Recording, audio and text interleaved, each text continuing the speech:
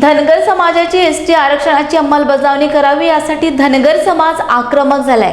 हीच मागणी घेऊन आज बुलढाणा जिल्हाधिकारी कार्यालयावर हजारोंच्या संख्येने धनगर समाज बांधवांनी मोर्चा काढलाय।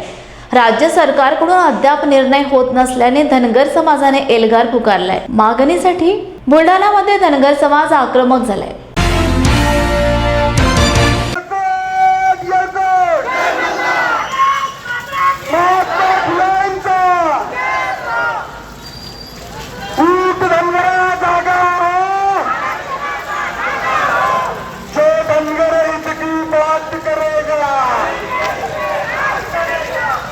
संपूर्ण महाराष्ट्रावर आज धनगर समाजाचं आंदोलन गेल्या अनेक महिन्यापासून चालू आहे। मराठा समाजाची चालू आहे आणि धनगर समाजाला वेगळं आरक्षण द्यावं किंवा त्यांना इतरांचं काही हिसकून द्यावं अशा प्रकारची कुठलीच मागणी धनगर समाजाची नाही। राज्यामधला धनगर समाज हा खऱ्या अर्थानं हा आदिवासी आहे। कारण बैलबंडीवर संसार यांचा असतो। रस्त्याने आपण सगळे लोक पाहतो की यांच्या वाड्या वस्त्या यांच्या असतात। मुलांना शाळा माहीत नाही, कॉलेज माहीत नाही, टीव्ही माहीत नाही, कम्प्युटर माहीत नाही आणि अशा समाजाला जे रिझर्वेशन म्हणजे आपल्या संविधानामध्ये जे धनगर म्हणून शब्द वापरला त्याच्याऐवजी जर रच्या ऐवजी ड नसता केला तर कदाचित 73 वर्षापासून या समाजाला या रिझर्वेशनचा फायदा घेता आला असता। आता राज्यामध्ये देखील कोणी सांगतं आम्ही सर्टिफिकेट देणार, कोणी म्हणतं आम्ही सरकार आले की आम्ही लगेच आरक्षण देणार। ह्या समाजाला खोटं बोलण्यापेक्षा जी संविधानिक चूक आपल्याकडनं झालेली आहे, संविधान काही एकदा बदललं गेलं नाही, 84 वेळेस बदललं।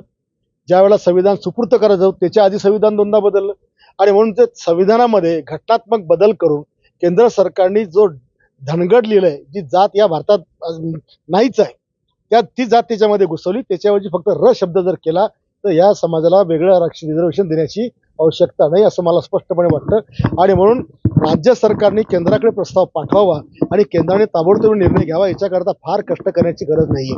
कोणी कोर्टात जाऊन किंवा काही याच्या आड येईल असे काही वाटत नाही, कारण शेवटी संविधानामध्ये ह्या सगळ्या गोष्टी आलेल्या आहेत। तर अशा प्रकारची कारवाई राज्य आणि केंद्राकडे अपेक्षित आहे। राज्याकडे पाठपुरावा आम्ही नक्की करू, पण राज्याला सांगू की आपण केंद्राचा पाठपुरावा केला पाहिजे। गेल्या 76 वर्षापासून संपूर्ण राज्यकर्ते धनगर समाजावर हेतुपुरस्पर अन्याय करत आहे। कारण की आम्ही या सरकारला काही भीक मागत नाही, आम्हाला डॉक्टर बाबासाहेब आंबेडकरांनी घटनेत आरक्षण दिलेलं आहे।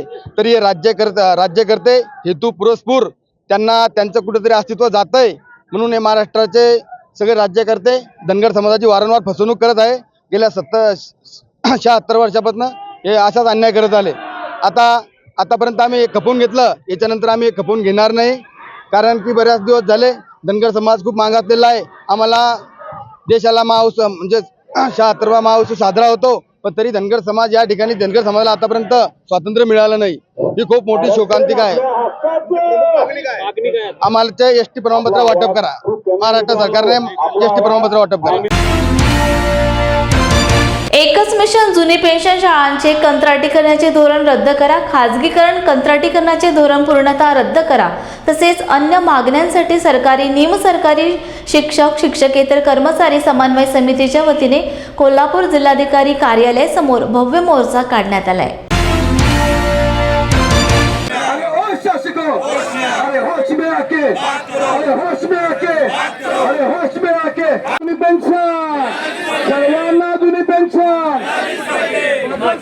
माझे कुटुंब पदाधिकारी उपस्थित सर्व घटक खऱ्या अर्थानं या ठिकाणी पेन्शनचा पहिला मोर्चा आपण कोल्हापूरमध्ये काढला आणि त्यानंतर राज्यभर मोर्चे चालू झाले, त्यानंतर समिती नेमली गेली। परंतु अद्यापही त्या समितीचा अहवाल जमा झालाय नाही झालाय, म्हणजे आम्ही लोकप्रतिनिधी असून सुद्धा त्या ठिकाणी आम्हाला कुठल्याही प्रकारची कल्पना नाही की त्या समितीनं कुठंपर्यंत काम केलं, काय काम केलं।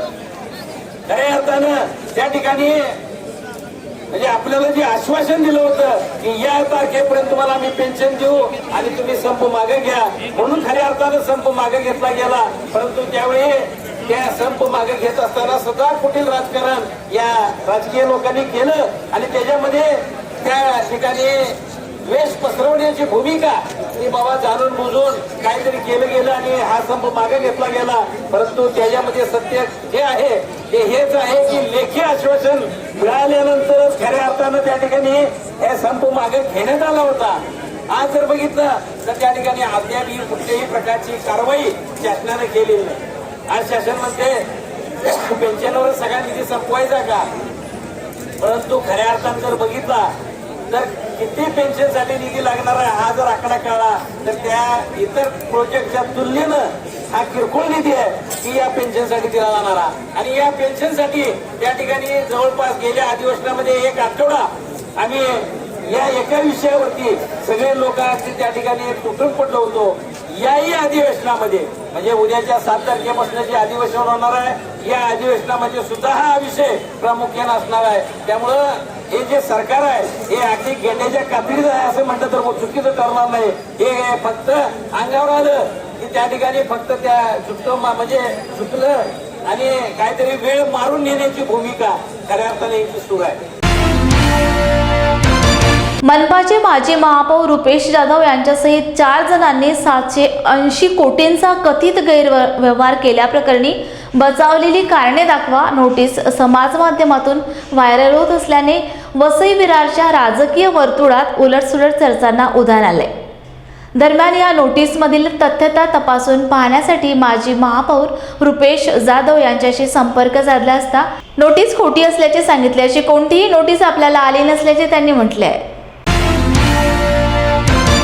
आता मला तर काय नोटीस कुठल्याच प्रकारची आलेली मी सर्व सांगितलं। मी कालच पोलीस स्टेशनला तसा अर्ज केलेला आहे दोन्ही पोलीस स्टेशनला की महानगरपालिकेच्या खोट्या बोगस CC बनवतात। आता या लोकांची मजल इथपर्यंत आली की ED सारखा एक जबाबदार डिपार्टमेंट त्याच्यासुद्धा बोगस स्टॅम्प बनवायला लागलेले आहे। तर अशा लोकांना कायदेशीर कारवाई व्हायलाच पाहिजे आणि मला वाटतं ते डिपार्टमेंट पण करणार तशी मी त्या पद्धतीने पूर्ण वकिलांचा सल्ला घेऊन पोलीस स्टेशनला तसं निवेदन दिलेलं आहे। आता बघता आपण इलेक्शन वगैरे आलेलं आहे याच्या पाठी कोणाचं षडयंत्र आहे का हे मी जिथपर्यंत आरोपी आतमध्ये टाकत नाही तिथपर्यंत आपल्याला माहीत नाही पडणार। कारण मला प्रत्येक पक्षाच्या लोकांनी मला फोन केला आणि माझे सर्व चांगला सर्कल सगळ्यांचं आहे राजकारण होतं आहे परंतु हे नक्की जे कृत्य आहे हे केलं कोणी जिथपर्यंत ते आरोपीने पकडत नाही आपण तिथपर्यंत माहीत नाही पडणार आपल्याला आणि कोणावर खोटे आरोप करून पण फायदा नाही। परंतु मला एक आहे मीडियावरून आपल्या थ्रू रिक्वेस्ट आहे की असं कुठल्या पण गोष्ट व्हायरल झाल्यानंतर त्याची शहानिशा करा आणि नंतरच ते व्हायरल करा। कारण एखाद्या व्यक्तीला जर तुम्ही नाव खराब करते तर ते चुकीचं आहे। आज माझ्यासारखेचं झालं माझ्या जागेवर जर मी आज राजकारणात मी स्ट्रॉंग आहे पण जर इतर जर असं कोणी एखाद्या व्यक्तीचं हॅटॅक येऊन त्याला जीव द्यायची बारी येणार अशी कारण EDची नोटीस आली तर माणसाला पहिलंच ती भीती असते।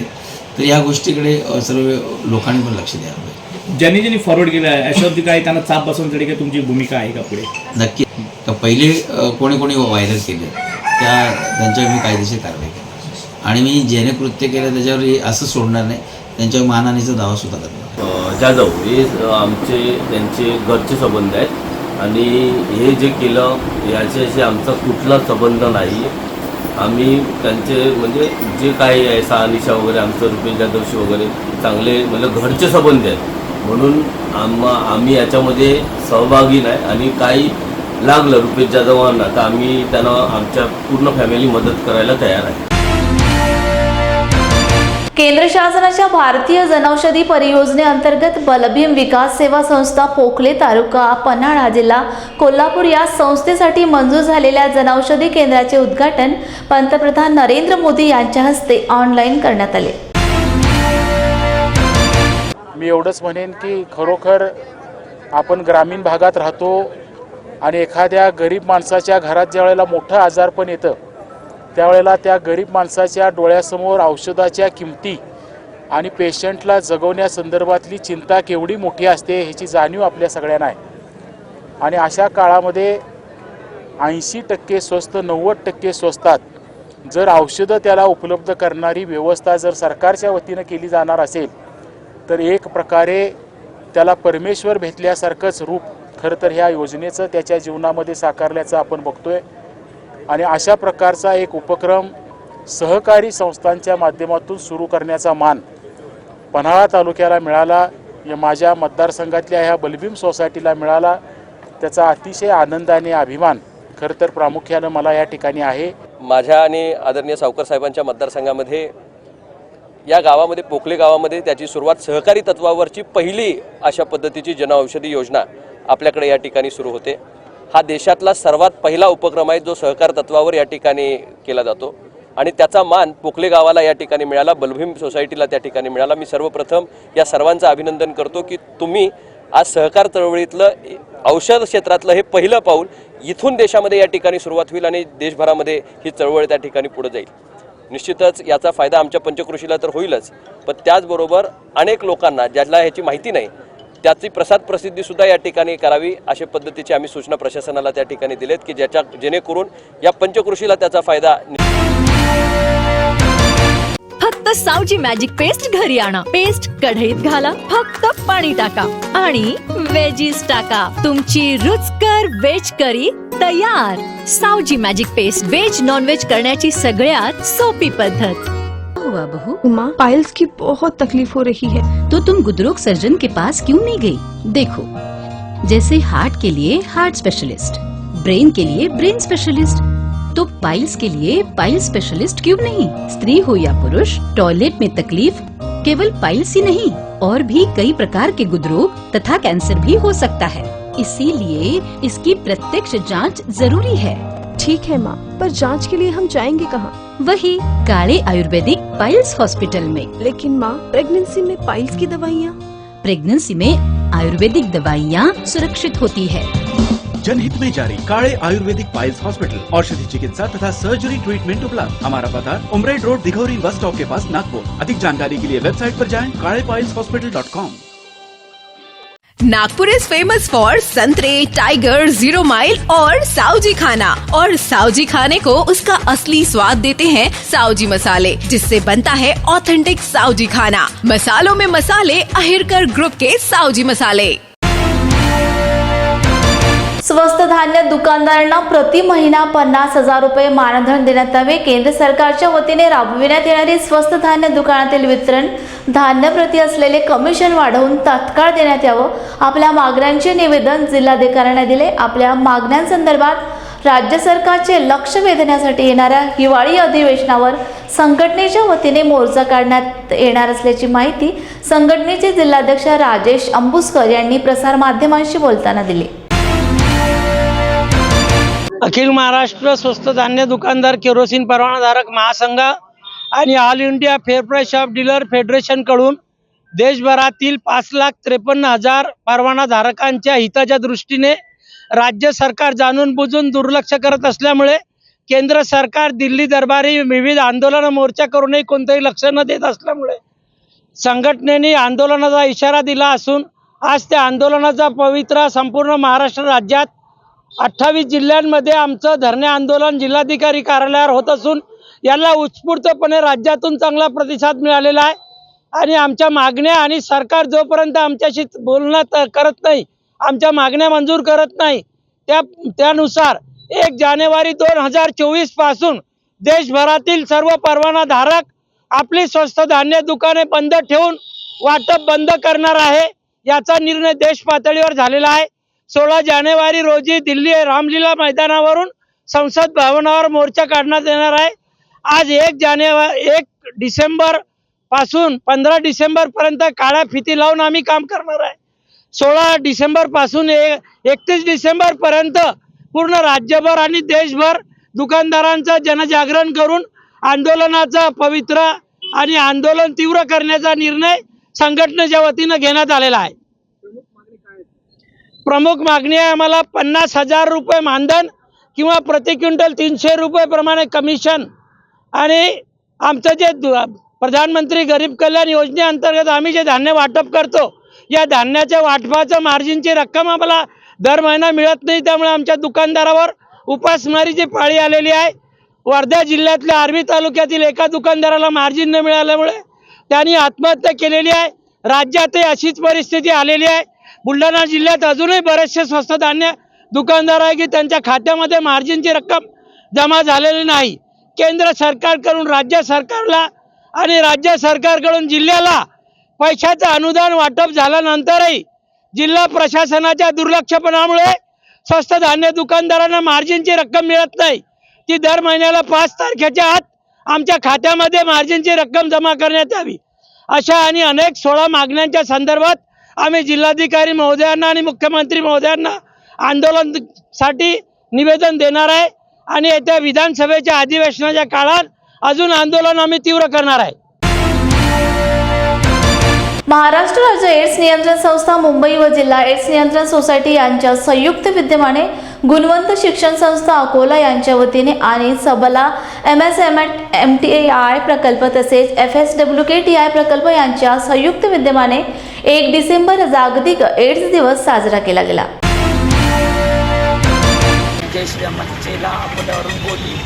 आज 1 डिसेंबर म्हणजे जागतिक एड्स दिवस आहे आणि हा कार्यक्रम आम्ही आज यामुळे ठेवला आहे की आमचे जे लोक आहे ना त्यांना एड्स व्हावा नाही आणि त्यांच्यासाठी खास ठेवला आहे हा कार्यक्रम की त्यांच्यासाठी काही सवलतं आहेत, काही गोष्टी आहेत की म्हणजे की त्यांना एड्स व्हावा नाही, त्यांना विरोधचा वापर करावा, की एड्सपासून वाचतील आणि सुरक्षित राहतील म्हणून त्यासाठी आम्ही आज सिटी कोतवालीपाशी हा कार्यक्रम ठेवला.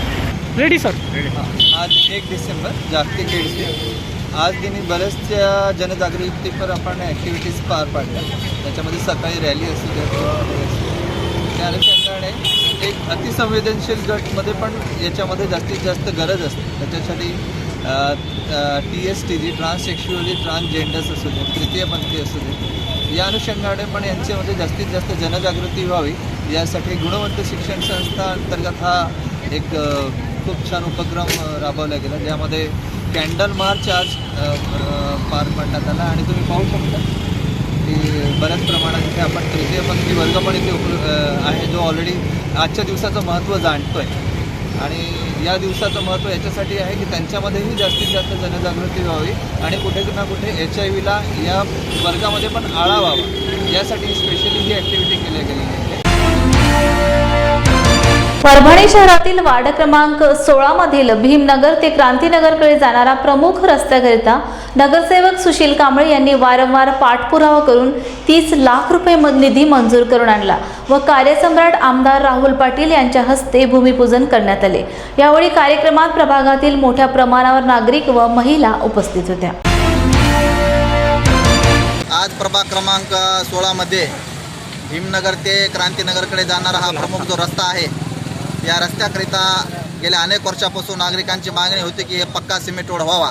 यासाठी आम्ही वारंवार पाठपुरावा करत होतो आणि या पाठपुरावा यश येऊन आज आमचं 30 लाख रुपयाचा निधी या रस्त्यासाठी मंजूर झालेला आहे आणि इकडच्या कमीत कमी 1 ते 1.5 लाख लोकांना येण्या जाण्याचा त्रास जो होता हा कमी झालेला आहे. म्हणून मी आदरणीय आमदार राहुलजी पाटील साहेब यांचं व तमाम यांना रस्त्यासाठी पाठपुरावा करणाऱ्या माझ्या प्रभागातील नागरिकांचं अभिनंदन करतो आणि आभार व्यक्त करतो. आत येणारा जो मुख्य रस्ता होता त्या रस्त्याची गेल्या 40 वर्षापासूनची मागणी होती लोकांची.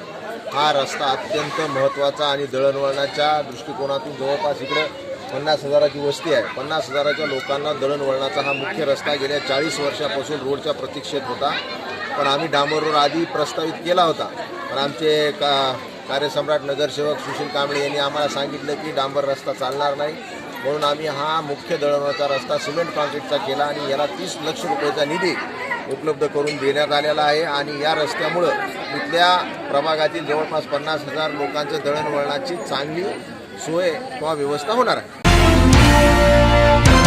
बुलढाणा जिल्ह्यातील मलकापूर विधानसभा मतदारसंघ भाजपा महाराष्ट्राचे उपाध्यक्ष तथा माजी आमदार श्री चौनसुख संचेती तसेच रावेर लोकसभा मतदारसंघाच्या खासदार श्रीमती रक्षाताई खर्चे यांच्या आयोजनात भाजपाचे महाराष्ट्र प्रदेशाध्यक्ष चंद्रशेखर बावनकुळे, उच्चतंत्र शिक्षण मंत्री गिरीश महाजन यांनी संपर्क से समर्थन घर घर चलो अभियानांतर्गत मलकापूर शहरातून पदयात्रा काढून व शेकडो लोकांना भेटून भाजपाला समर्थन करण्याचे आवाहन केले. एकच गोष्ट आपल्या समोर मांडणं उचित समजतो. आज मलकापूर नगरीमध्ये राज्याचे मुख्यमंत्री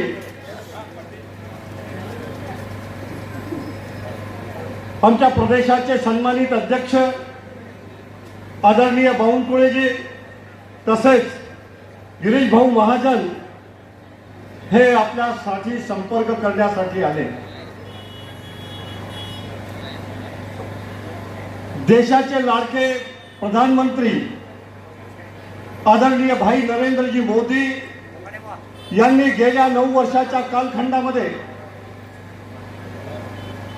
जे सेवा, सुशासन आणि गरीब कल्याणाच्या योजना आपल्यासाठी राबवल्यात, त्याकरता मोठ्या प्रमाणात जनसमर्थन आज भारतीय जनता पक्षाला मिळते आहे. आणि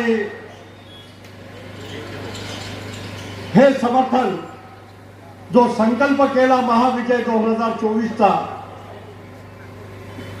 त्यामध्ये प्रचंड यश प्राप्त करण्यासाठी किमान महाराष्ट्रामध्ये 45 खासदार निवडून यावेत, याकरता हा झंझावात या ठिकाणी सुरू आहे.